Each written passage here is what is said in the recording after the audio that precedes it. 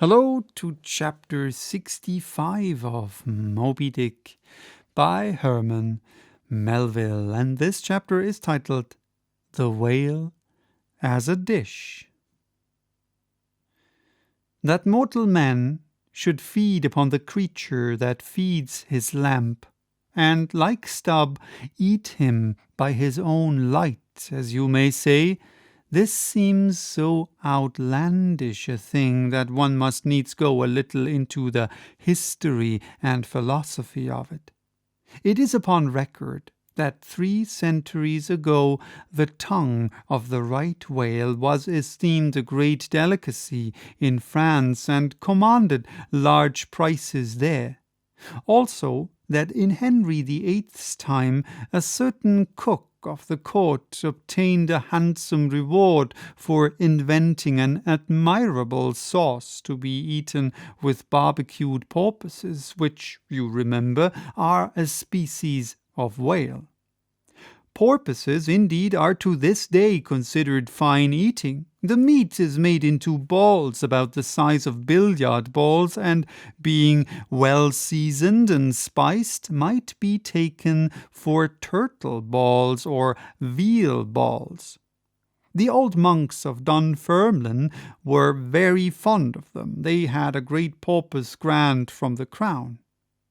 The fact is that among his hunters at least, the whale would by all hands be considered a noble dish, were there not so much of him. But when you come to sit down before a meat pie nearly 100 feet long, it takes away your appetite. Only the most unprejudiced of men like Stubb nowadays partake of cooked whales. But the Eskimo are not so fastidious. We all know how they live upon whales and have rare old vintages of prime old train oil. So Granda, one of their most famous doctors, recommends strips of blubber for infants as being exceedingly juicy and nourishing. And this reminds me that certain Englishmen who long ago were accidentally left in Greenland by a whaling vessel, that these men actually lived for several months on the mouldy scraps of whales which had been left ashore after trying out the blubber. Among the Dutch whalemen, these scraps are called fritters, which indeed they greatly resemble, being brown and crisp and smelling something like old Amsterdam housewives' doughnuts or Olie cooks when fresh.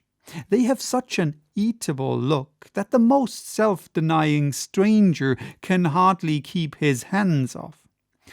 But what further deprecates the whale as a civilized dish is his exceeding richness. He is the great price ox of the sea, too fat to be delicately good. Look at his hump, which would be as fine eating as the buffalo's, which is esteemed a rare dish, were it not such a solid pyramid of fat.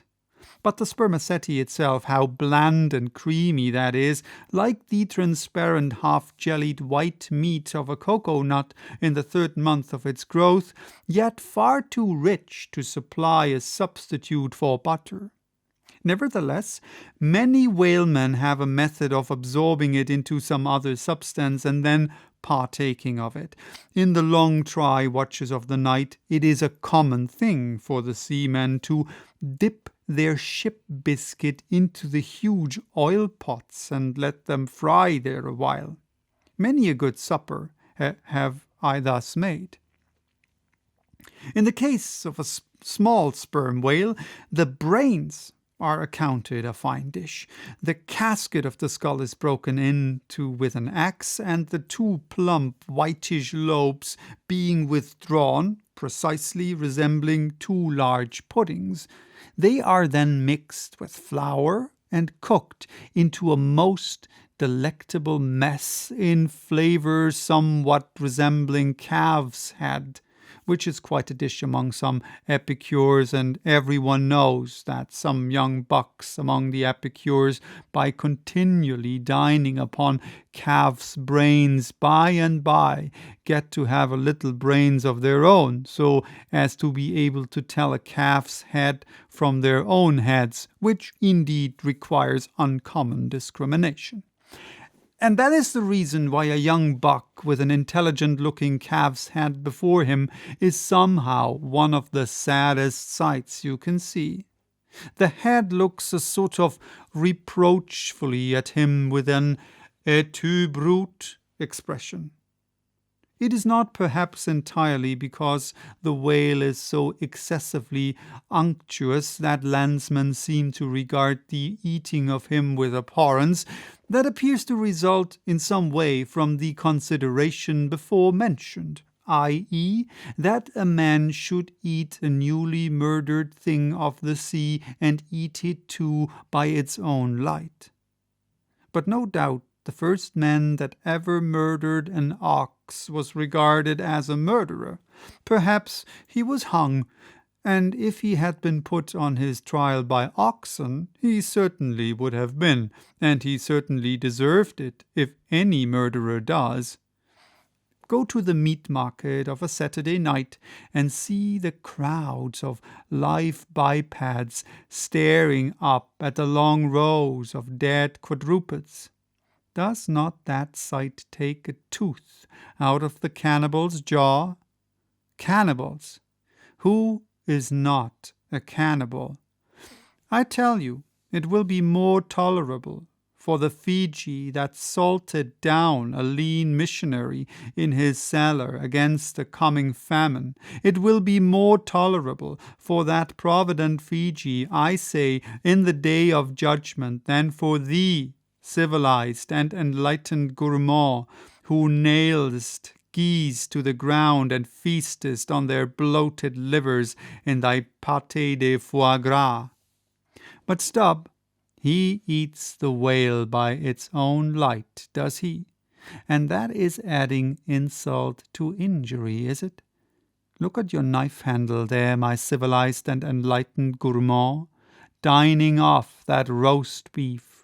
What is that handle made of? What but the bones of the brother of the very ox you are eating? And what do you pick your teeth with after devouring that fat goose? With a feather of the same fowl. And with what quill did the secretary of the Society for the Suppression of Cruelty to Ganders formerly indite his circulars? It is only within the last month or two that society passed a resolution to patronize nothing but steel pens. So that was chapter 65. Bye-bye. Till next time with chapter 66, titled The Shark Massacre.